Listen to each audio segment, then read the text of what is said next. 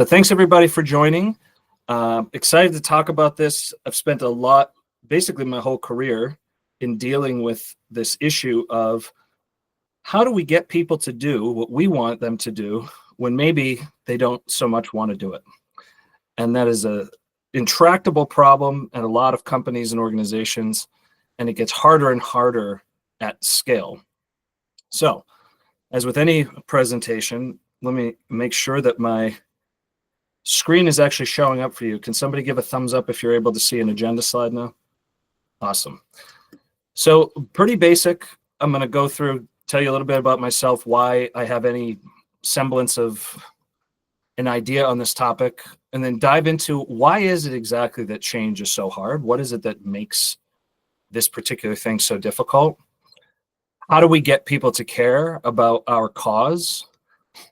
The power of storytelling, the idea of creating social proof, and then leveraging both thinking big, but also starting small in order to actually end up where you want to be much faster. So, a little about me. I started selling software to complex enterprises in 2007, which feels simultaneously like yesterday and about 100 years ago. And on the left is some of the places that I've worked, and on the right is some of the places that I have worked with. And the types of products, I actually didn't even realize it until I was putting this presentation together. It seems like I really gravitate towards things that require new ways of working. And that's a curious thing that I'll probably bring to my therapist at some point, because that seems a little bit like a sickness, but it's been a lot of fun, and I've had to learn all of the things that I'm about to go through the very, very hard way. And obviously I'm still learning every day, but I have seen these patterns repeat themselves, and the antidotes appear to be common and useful. And of course, as we go through this, I would love to hear people's questions and your own experiences so that we can collectively raise each other's knowledge base. That's the goal of the session, is that everybody comes out of this with another tool in the tool bag of how might we go about making change happen smoother. So first, let's start off by talking about why the heck is change so hard. It feels like, look, we've got this great idea. Why doesn't everyone want to do this thing that is so obvious to me and the people that I interact with? So why is it that there's so much inertia? And it really boils down to that people just don't care about your initiative. They don't care about the new tool you want them to use. They don't care about the new ways of working that you are representing. And if you unpack, I don't care, there's a bunch of other things that really lie behind that. Why don't I care? It could be that I don't understand how this has anything to do with me. It could be that I don't think the thing you're putting in front of me has any chance of working, so I don't want to waste my time. It could be that every time we've done a big initiative like this in the past, it's gone for 6 months, fizzled out, and gets rolled back. So why am I going to waste my time dipping my toe in this? And the biggest one that comes up over and over is that the individual doesn't understand what's in it for them. And that obviously is a pretty big demotivator. If you think about all of the things that someone has going on in their life, whether it's personal, professional, socioeconomic, there's so much noise happening. The default behavior for human beings, if they don't understand how something is going to bring them benefit, we are more attracted to preventing pain than we are to generating gain. And Dr. Daniel Kahneman has done a ton of research on behavioral economics and all the things behind that. Fantastic book, Thinking Fast and Slow. Don't have time to get into all that kind of content, but there's a reason why this happens, and it's predictable, and there's ways to mitigate it. So imagine your big change initiative, whatever it is this metaphorical ball that you're trying to push uphill. The slope of that hill is determined by how much I don't care sits in front of you. The more I don't care there is, the larger and steeper the slope. So that is the problem to overcome. Because if you can plateau that, you can really start to make progress. And the steeper the curve, the more effort there is to push that change forward.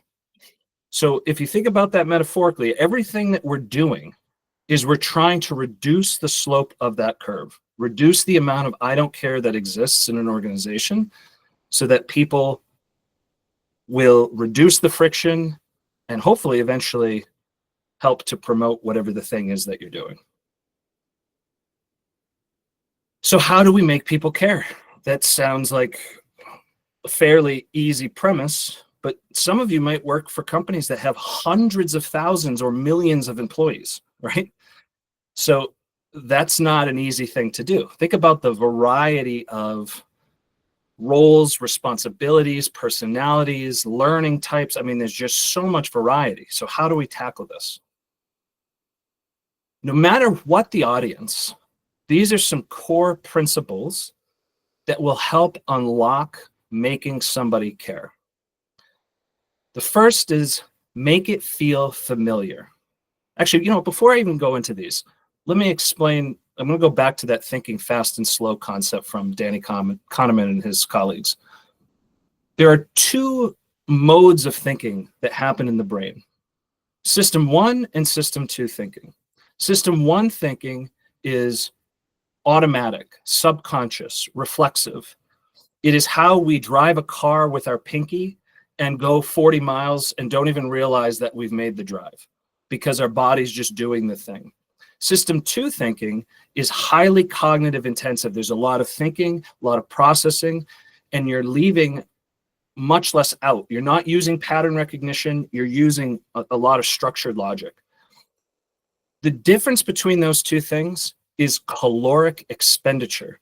It really goes back hundreds of thousands, if not millions of years. System 1 exists so that we would use less calories in our brain to process. So constantly, your mind is trying to retire things into system 1. It wants to find patterns. It wants things to feel familiar so that it's not doing the crazy processing. So the things that are on this screen are, in essence, trying to move people from that high-speed cognitive overload processing to, oh, this is a thing, I recognize this, I get it, and it just has an automatic feeling of comfort and familiarity. So we want to make things relevant to the person, whether it's relevant to their role, to the things they care about, to the people they know, to the problems they're trying to solve, making it easy. I mean, this one is obvious, and sometimes we can't always make it the easiest. However, what I've seen in a lot of cases is that the ease is not well communicated, and left to their own devices, their minds will spiral thinking about all the ways in which it might be hard, and that might be is scary enough. So we got to not only make it easy, but communicate that ease very, very clearly. Tangible, people have a hard time with concepts and premises and dreams, right? They want to understand how. Thanks for the idea that, some other place may have done this kind of thing, but how is it going to happen here in my world with all the chaos that I know and all the things that I've seen fail before? So how exactly is this thing going to be different? Making it safe. Let me know that if I put in all this effort and all this time, you're not going to leave me stranded on an island and I'm going to look like a fool. I'm going to have burnt myself out for something that never actually came to fruition. And then lastly, making it personal. What's in it for me, right? At the end of the day, as evolved and wonderful as we might all eventually get in our lives, there's still an underpinning of people's priorities ultimately are driven by what's important to them. So we have to align to that as best we can. So how can we start to do that? We can do it through 3 categories of engagement. One is gaining sponsorship. Now, a lot of projects and initiatives are going to have this by default, but I have definitely seen some that either don't have it at all. It's not obvious that there is a person who is sponsoring something, or it's someone who does not have a lot of respect or authority or influence. And sometimes you have to make imperfect choices. It is what it is. But if it is in any way in your control, that's something to consider. Is think about if you were somebody who heard about an initiative and you heard that a certain leader was the one sponsoring it, how would you react to that? So you want to try and find somebody who is, again, well respected, has high visibility, and in a perfect world is willing to be the voice, is willing to be the one who sends the email, who uses their town hall to carve out time to talk about the importance of something, who's going to network with other executives who are either required or influential into making something happen. And if it wasn't clear, by the way, these diamonds relate back to this prior slide. I know there's not a legend on the slide, but you'll get this stuff after. So champions, activating champions. What is a champion? A champion is someone who has a lot of connections in the organization. These are people who are extremely social. They have a lot of passion. When they show up to something, they bring their whole selves. They are always contributing to conversations, and they're trusted as a source of either knowledge internally or gossip or whatever. They are looked to as, when that person speaks, people pay attention.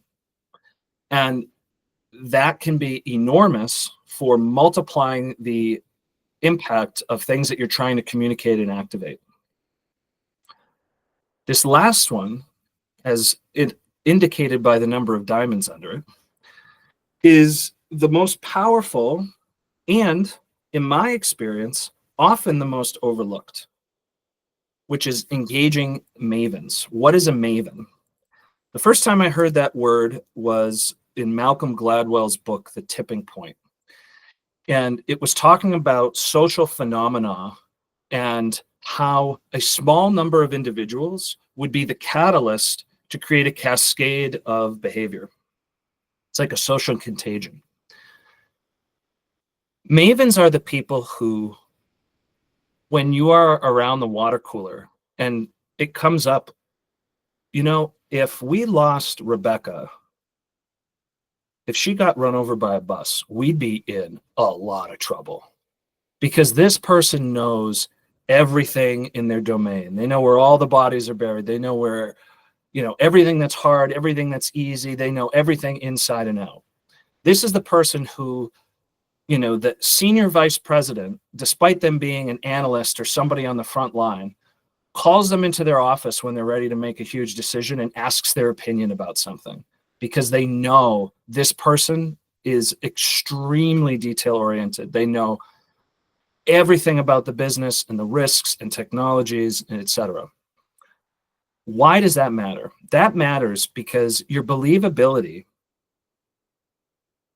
is compromised when your story is not supported by people who would be the ones to shut you down, right? Imagine in a meeting, if everyone had the veracity to speak up when they had an opinion, who are the people who would be naysaying? Who would be the ones shooting the holes in everything, right?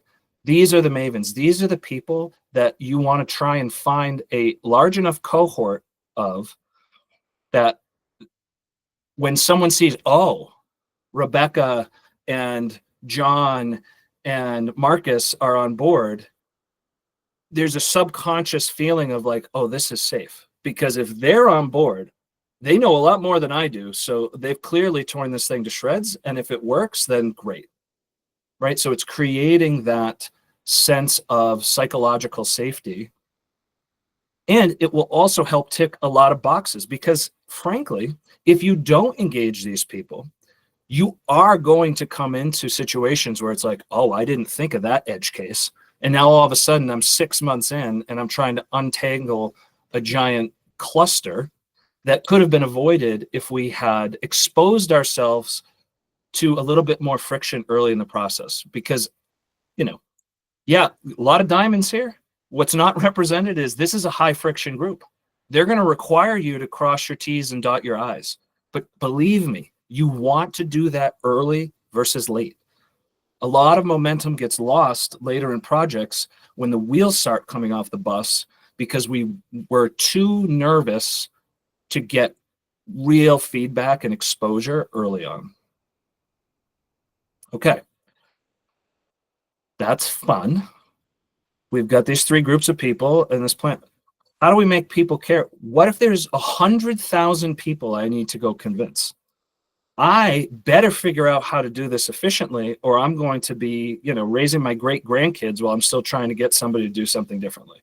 There's just too many people to move and not enough time to do it. And the answer to this test is in storytelling. People simply respond to stories better than any other type of information delivery, period. So if you imagine you've got content that you want to deliver, you want to put it in the context of why should somebody care about this? And ultimately, that is developing clarity and priority. Why is this true? This is true because we, every moment, have thousands of times more information streaming into our senses than our brain can process. More visuals, more sights, more sounds, more smells, sensory input, thoughts. I mean, it's all over the place. And our brain, that system 1 thinking, is constantly discarding what it thinks is not a priority. So how do we make sure that what we want people to care about is not part of the discard pile? And the way you do that is by changing your content into stories. Why? Because stories create meaning. It takes information that otherwise is just sanitized in a pile and turns it into something that can be understood by the human social being. There's a reason why religious texts have survived for thousands and thousands of years. It's because they convey an incredible amount of dense information in extremely tight form. So by creating the meaning, it narrows the focus of somebody's mind into what's important. And now I know why I should care. And now I'm here giving this priority because I understand it. To give you an example, what would you remember out of these 2 scenarios?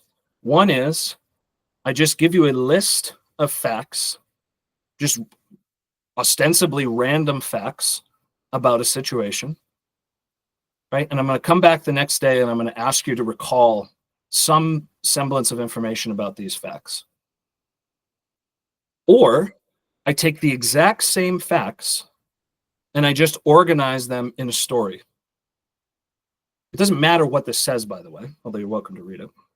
The point is, this has been researched, and it's outrageous how much more powerful. So Dan and Chip Heath, in their book Made to Stick, Stanford professor runs this experiment in their class, and you've got over 11 times better recall in story format versus data format.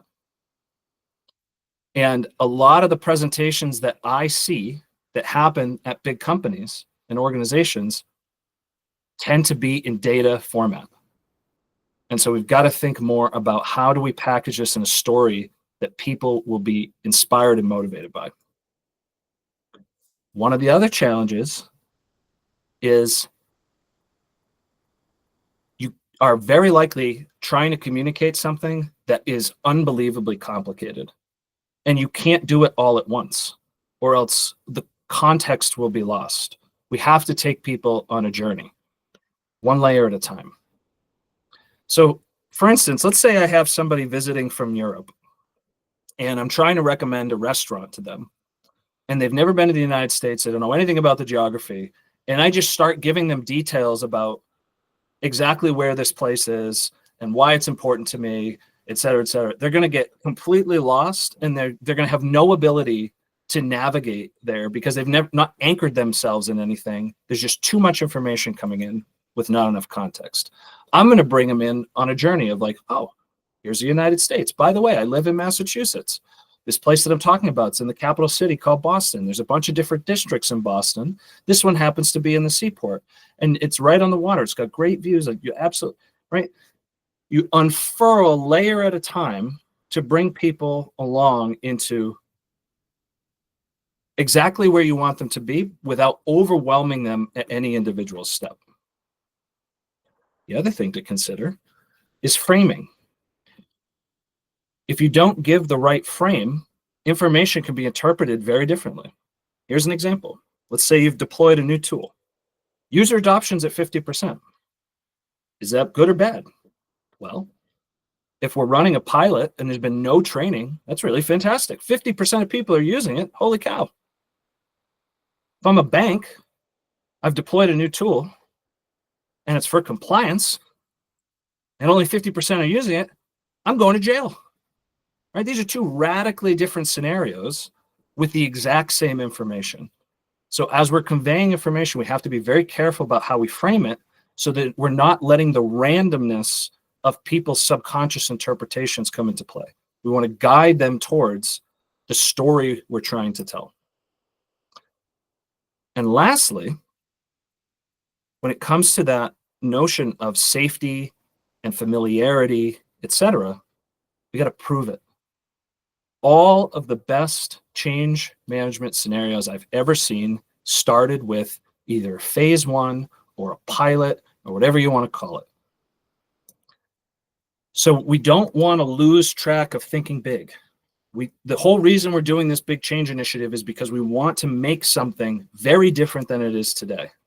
But we have to start small. If we don't start small, we will almost certainly lack the confidence required to drive the change forward.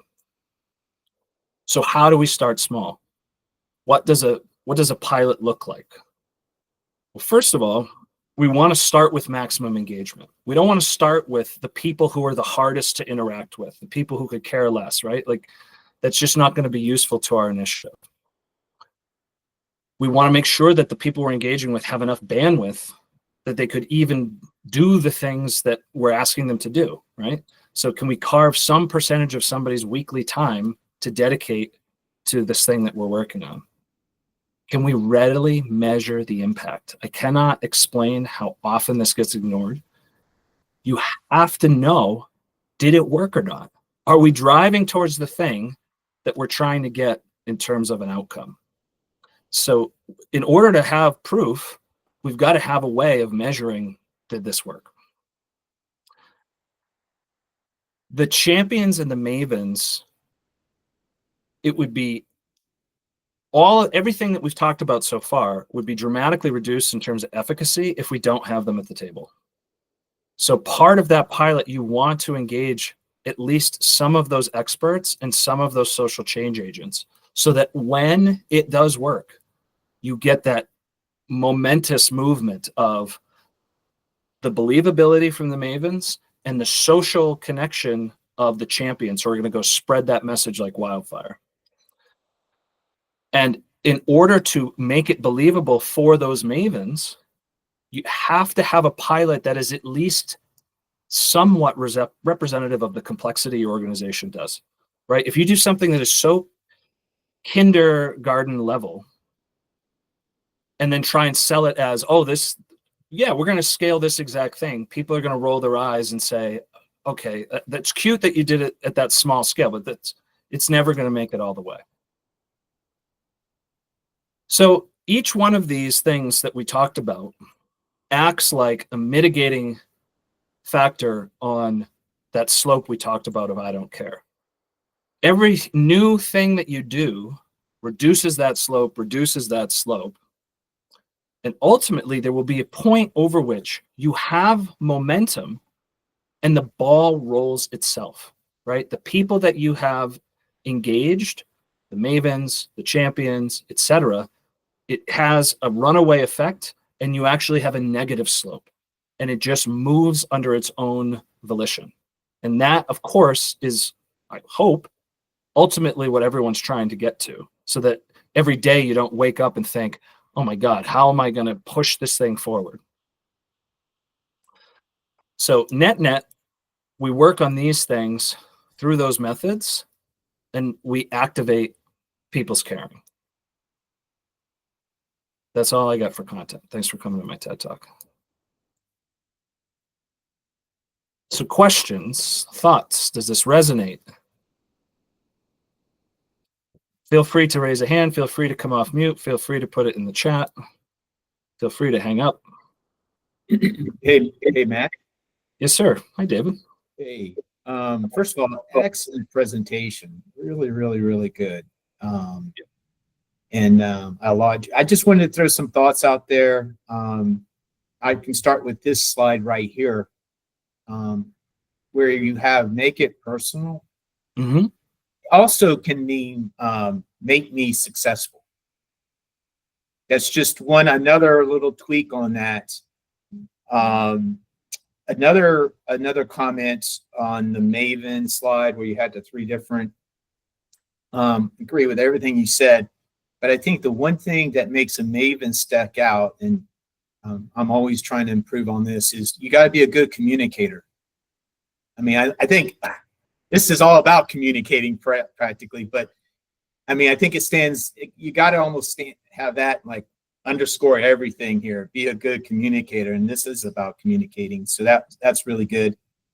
The other thing, when you tell a story, one thing that helped me get into that space, is to give a lot of thought to your opening statement. So if you can hook them emotionally in your opening statement, the rest may not matter. I mean, it does, but you know what I'm saying? If you can get all eyes and attention on something, I won't say dramatic, but kind of dramatic.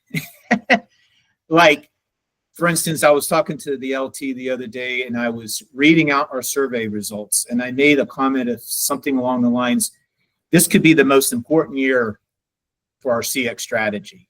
And let me tell you why. Or something along those lines. It's a couple months ago. I got immediately leaning in. So it's just a thought just to get people going that, hey, if you can come up with something that really opens up your dialogue or your presentation, it grabs people's attention, everything else may just fall in line. So just a couple of thoughts. I love that. And I agree with everything that you said. The theme of this whole talk could be get better at communication. Yeah. And I love the idea of a provocative statement up front. If I am honest with myself and I think back to the presentations that I've given that have had the most impact, I'm still really good friends with a CMO from a multi-deca-billion-dollar company where the opening slide was so intentionally, hilariously off base. I basically put up a slide of lies to get them to emotionally respond to what I said. And then the next slide was basically the inverse of every claim that I'd made. There's something really powerful to getting people off kilter, right? They're so used to the same kind of rigmarole. Something you can do to create an emotional response anchors you in their brain. That's a very, very smart observation. One more thing, and I'll go off mute. I'll go on a mute. When you're looking for people to champion your cause, I always break I've not find this not to be true yet. I'm sure one day it will be. But pretty much when you're in a group of people and you're talking, you might as well break the group into thirds. A third are going to be all in on what you're saying and what you're doing and all that. A third will be detractors, regardless of what you say or do, or they have their own agenda. And if it includes you, fine. But if it doesn't, good luck with that. And then there's the middle third, the passives, that if you can hook them in some way, or they see what's in it for me or whatever, you'll get them on to you. But they're really looking for the promoters before, they're looking at your promoters in the room for guidance. Yes. So, That is such a good call out. One of the places I used to work, we called that the movable middle. yes. So the more champions and mavens that sit in your promoter bucket, the faster you activate that movable middle. To your point, there's always going to be a cohort of holdouts who just, it doesn't matter what you do, they're never going to be on board. And that's fine, because guess what? At the end of the day, if you're successful, then the rock will roll over them on the other side, right? It's like, okay, fine, don't change, do whatever you want. Your boss will be speaking to you about it. Yep. Anyway, thanks. Great presentation, Mike. Very, very good. Thanks, David. It's great to meet you. Great commentary. Mark, Hey, Matt, I wanted to pile on for a minute, if I can. Of course, by all means. And this might be something that David will relate to himself, because I think he was there for this. And David, if you weren't there, correct me if I'm wrong, but my memory thinks you were there. There was a CX small conference produced as a road show, and it was done around the United States by Mark Michelson.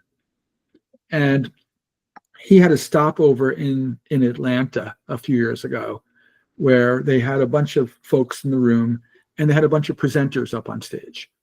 And one of those presenters was a guy named Sean Nason. David, do you remember who Sean Nason is? Yes, I do remember. And so I don't know if it was that event, and I do know Mark. And so Sean Nason is a consulting guy. He's a kind of a CX guy, and he's now moved to the client side. And his whole goal was to create a very empathetic audience when he got started. So empathy was his hook, right? And he wasn't doing this maliciously or to manipulate people at all. But I could tell you, I've never seen somebody create a room full of empathetic people in about 2 milliseconds, the way Sean did. He got up on stage and he was there to talk about some customer subject or another back then. And I don't remember the subject, but he put a slide up on the stage, on the screen behind him. And it was April 15th of that year. It was a couple of years ago. And he said, does anybody in the room know the importance of this date? And people going, yeah, it's tax day. It's the day we have to, pay the government, blah, blah, blah, blah, blah. And he says, yeah, probably true, but that's not what I'm talking about. And it was like a week ago. April 15th of that year was like the week before Sean was up on stage. And he said, that's the day my doctor told me I have stage 4 colon cancer. And that, I might not live out the year. And the room got silent. And it was like, oh my God. And talk about leaning into the rest of Sean's talk and the way he communicated about the business stuff immediately following that. But he got people crying in the room. He got people listening intently in the room. And everybody came to Sean at the end of his talk and said, hey, maybe there's a way we could do something together. Here's my business card. Why don't you give me a call?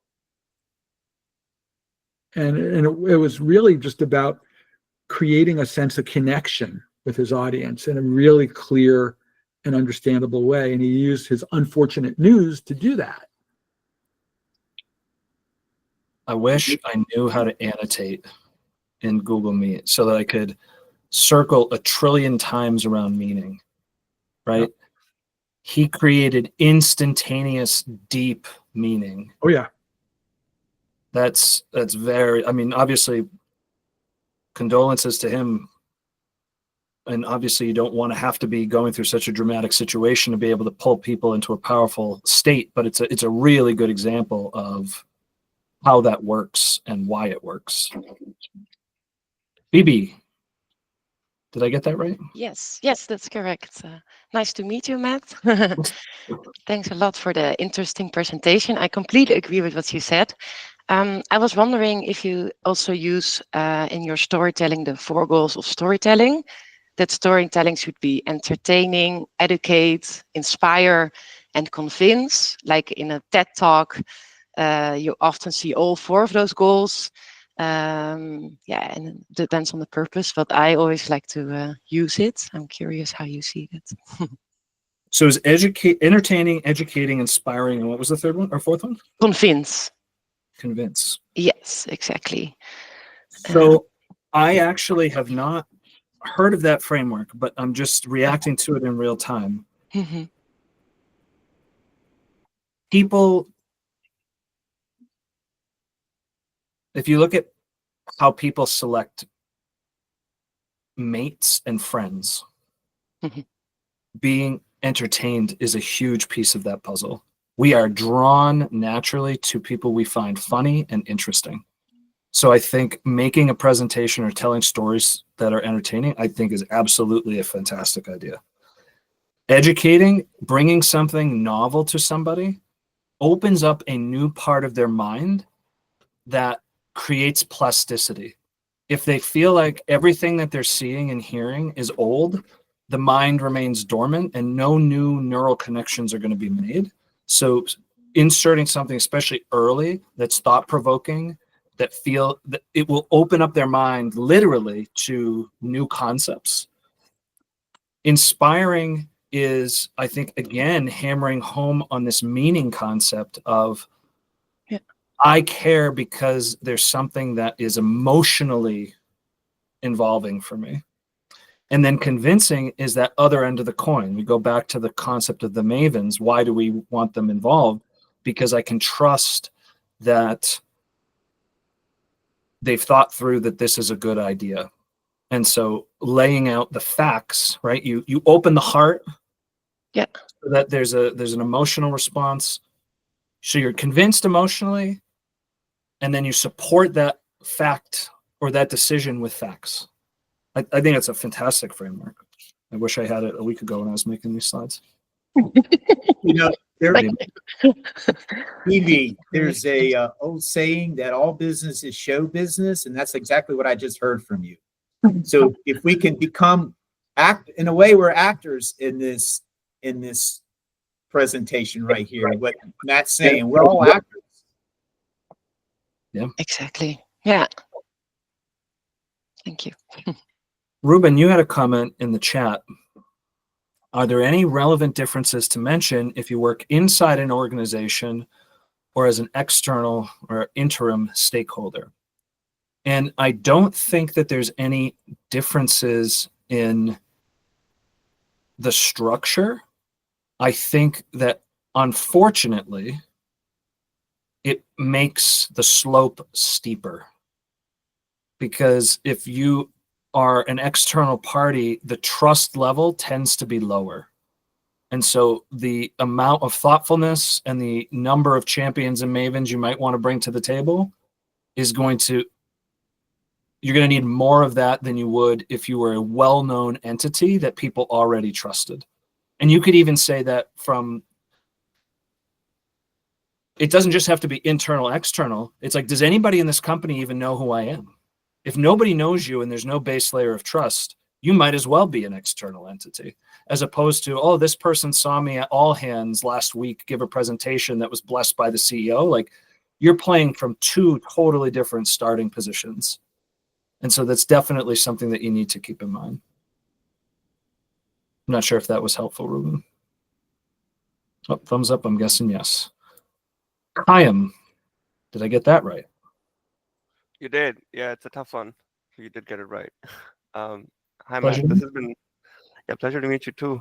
This has been great. I think, so I work at Autodesk as a senior service designer.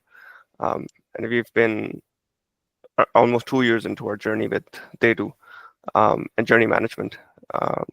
And one of the things that I learned later that I wish I knew earlier, like you have so many stakeholders in the company when you're trying to implement anything. You have, and different levels, right? Like there's a hierarchy. So you have C-level, E-level product people, which are the toughest consumers or critiques of anything new, let's say. And what we initially tried to do was to cater to all of them. Like, how do I make something which product will understand? How do I make something? But eventually we made the decision to say, you know what, we're just going to stay true to our story because we are proposing something different. right? So like, I wish I knew that was the, like, that's how we started then on the process of change management, and said, okay, no, we are only going to present something in a customer journey way. Like, you all have to now make a leap to understand why this is important. And so that's those 2 slides that you shared, where you had everything in a bullet point and then one in a story format. That was very powerful, because it's really helped us make people understand why something should stick versus something that doesn't stick, and to create what I've been calling organizational memory, that you do so much throughout the year, throughout multiple years, but then 3 years later, if you want to go back to something, because you had bullet points in a static environment, you never got to track it all, or you never got to build a memory of how you got to where you did. That's the story you build. So yeah, just wanted to add my 2 cents there. That to just stay true to your story. If you believe in a way of working or a way of delivering, then don't try to cater to a very like old way of thinking, which most product teams have, I would say. There's several things. First of all, thank you for sharing. There's several things that come to mind related to what you just said. One is, persistence is such a key trait in anybody who wants to drive change at a large, complex organization. If you buckle and fold under the first sign of resistance, you are in deep, deep trouble, because you're going to find it left, right, up, down, right? One of the things that was a theme I didn't have time to figure out how to tie into this flow is, when you are considering a change initiative, there are 2 extremely important questions you have to ask. Who has to say yes, and who can say no? And I mean, really shut it down, right? So if you're in a bank, risk and compliance can shut down pretty much anything. So if you think you're going to go change how fast marketing moves, and you work for a bank and we're going to do all this agile stuff, you're going to get fired before your butt even hits the seat. However, to your point, there's lots of people who might look important, but actually can't say no, right? They might add a little friction here or there, but they don't have to be on board. So part of this, like, you should not even begin this journey until you have identified who absolutely has to say yes and who can say no. And they must be involved either pre-pilot or as part of the pilot. Because otherwise you are inviting a 2 years, I've literally seen this, 2 years into a program that someone has invested their heart, soul, and dozens of people's times, and the whole thing gets shut down because they didn't think about who could say no. And the inverse, if you do spend time trying to make everybody happy, it's like a Swiss Army knife. You might be able to do everything, but none of it well. Or that new F-35 that we built and spent $2 trillion on that can't get off the ground. It's a story for another day.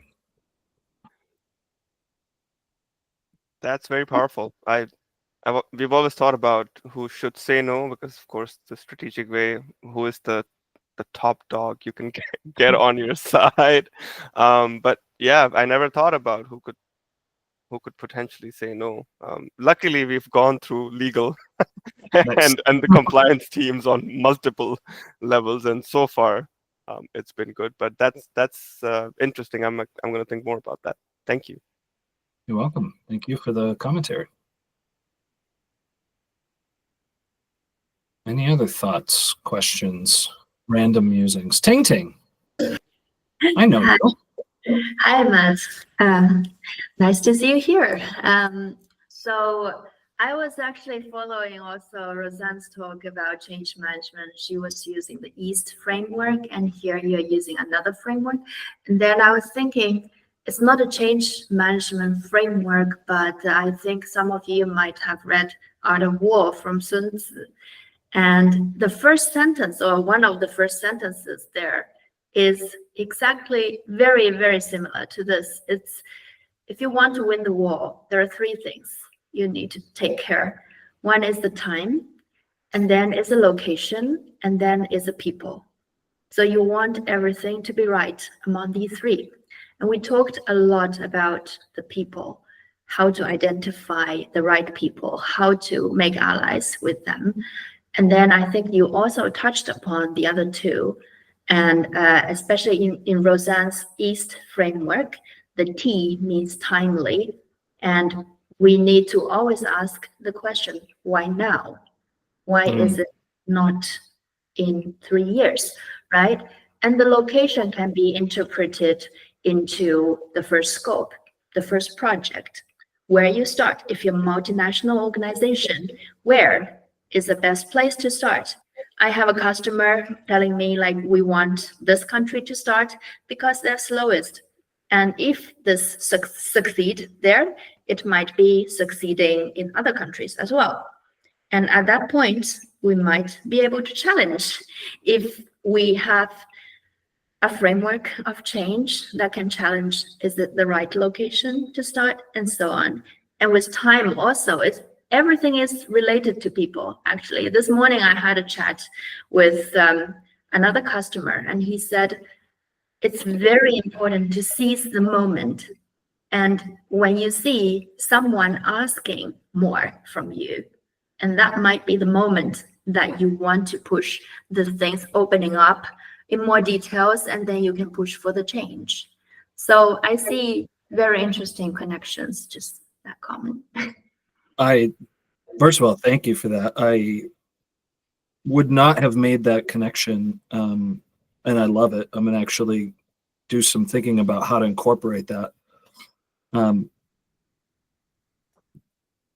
What I love about the time and location piece that leads into the people is, if you're doing the proper storytelling, it should accommodate both of those things, right? Your story should unfurl why now. That should be part of the narrative, is like, what is the burning platform for us to do something different?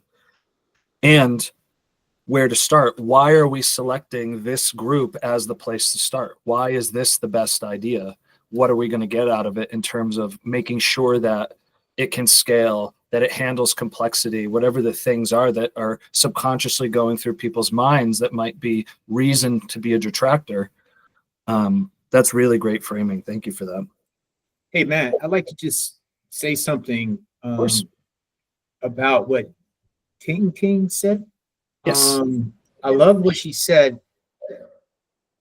I have a different approach that's similar but different, and I think I can make the connection here. So I've been doing CX for 14 years in the same company, in the same division, and so I started off not knowing anything about customer experience. I was an product manager. This was my nighttime job. So when I finally made the case to go full time with this, I immediately got into a space, give to get. You know, how can I make the team successful? Because there's this valuable resource not doing product stuff. And this is products important to all companies, right? So I immediately went into the space, give to get. So, you know, I did my workshops and things of this nature. But what I started to recognize, and this is where I'm tying back to you, Ding Ding, is that a good philosophy / strategy is to pace and sequence your work. If you can get into the flow of the business, you'll see where you can contribute and pace and sequence your work to make people successful. And so, you know, you may have plans to do X, but may have to really do Y, because the pace and sequence and the flow of the business is where it's directing you. Mm-hmm. If that makes any sense. So it's similar to what you're saying, but I think slightly different. I think what that touches on actually is this third element, which is scaling fast. How do you scale fast? It's sort of like slipstreaming, right? If you're in the Tour de France, you're a lot better off being behind the lead cyclist than being the lead cyclist. And so what's the equivalent of getting a draft when you are trying to drive change? To your point, David, it's where is the business naturally flowing? How are things naturally moving? What other initiative can you hang yourself adjacent to so that it just feels like it's part of the same game. Yeah, that's a very very useful addition. Thank you for that. I wish we would be able to have this chat so that I could have built the presentation around what I'm learning in this chat. So at some point in the future, I'm going to give this chat again, and you'll see the upgraded version after I've stolen all of your ideas. So thanks. Well, we're trying to make you world famous. I appreciate that. My wife would not appreciate that. She's constantly just finding ways to reduce the size of my swollen head. Is this going to be recorded? Because I'm going to, if it is, I'm going to forward it to my team and my extended team, because this, I think, is a really great conversation here. Thank you. You honor me with that kind of feedback. I appreciate it. Any other thoughts, questions? Matt, yeah, there are no more questions. I think we can wrap up here.